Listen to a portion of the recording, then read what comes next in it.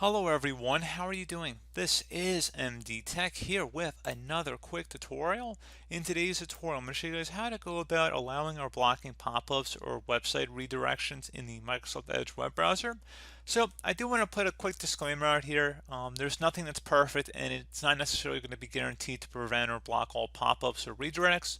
However, it should do a pretty good job just overall. So just want to put that out there. Nothing's 100% foolproof, but it should do a pretty good job at it. Just if it was turned off for some reason, you probably want to turn it on and follow this video.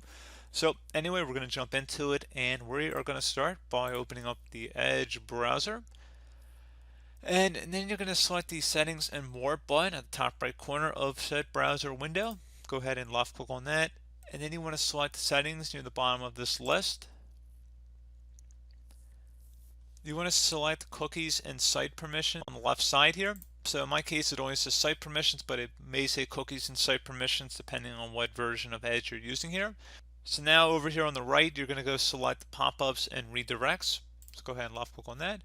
And you want to make sure pop-ups and redirects is blocked.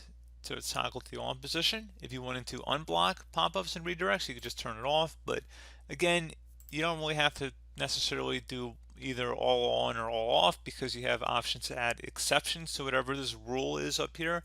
So if you want to add blocked sites or allowed sites, depending on what you want to do, you're more than welcome to add specific website domains. You just paste it in here.